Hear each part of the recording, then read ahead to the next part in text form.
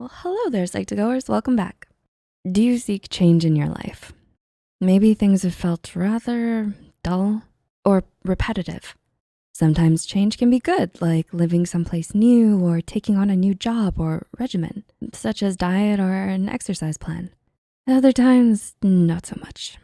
Changing your life in 6 months can seem like a lifetime away when you think about how long 6 months feel. However, honing aspects of the way you chase and approach the things you're trying to get is a good place to start. So here's how to change your life in 6 months. Number 1, defining your goals. Have you ever written down the goals you want to achieve? This may sound like a very obvious first step, but in a study conducted by Mark Murphy, it has been shown by neuroscientists that by writing down your own goals, you become more easily capable of visualizing them, and thus more likely to retain and remember why you're doing something. Now, it's not possible to always have a pen and paper lying around, or maybe you don't feel as though you want to go find it. But as you are seeing this, see if you can find a pen and paper, or open up notes in your device and write down what exactly it is that you want. One big goal that will be at the very tippy top. This goal should be the biggest thing that sticks out in your mind, the reason you clicked on this video. For example, if you wanna be the strongest person in the world, you may write 3 core steps, such as exercise every day, eat healthier, and find a trainer. These on their own sound very challenging and as though they may take a lot of time, money, and effort to achieve. Break them down a bit further. For exercise every day, you may make sub-bullets such as Google a good gym, 5 crunches in the morning and 5 at night, and borrow weights from a friend. Now write a few steps about how you have to get there. Start with 3 steps. Make sure that these even smaller goals are the absolute tiniest steps that you can start as soon as possible. This may assist your brain in visualizing steps that are attainable, rather than picturing them as so out of the blue that they're impossible, and bringing them down to earth.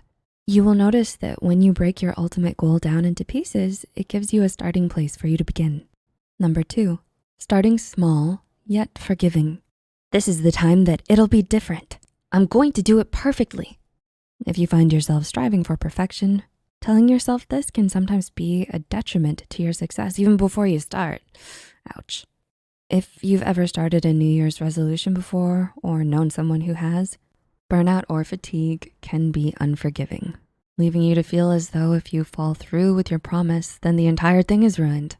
Maybe you're starting a new diet, yet you slip up once and figure that you may as well throw the whole thing away. Sticking to a plan doesn't mean doing the plan perfectly each time. Knowing your own limits and what you're likely and not likely to do can help you decide for yourself. Let's say that you wanna wake up early. It won't be very helpful if you set your alarm clock for 6 in the morning, despite having slept at midnight the day before. Instead, try to be more understanding of yourself in the same way you would understand a family member or friend. Setting an alarm for 7:50 in the morning may not seem like a grand change that you were expecting, but the longer you wake up at 7:50, the more you can inch the time back once your new wake up time becomes 7:50. It's 10 more minutes of success versus waking up at 8 a.m. dissatisfied that you weren't able to follow your goals. Progress is progress. Be gentle with yourself. Number 3, celebrate your growth. Understand your hiccups. All success that you make should be celebrated, right? By designating a specific day to review your progress helps you reflect on the progress you've made. You will notice your daily or weekly tasks are turning into routines and that you've made a visible change. And as the mistakes that you made tend to dwindle, you'll feel that you may be ready for more challenges.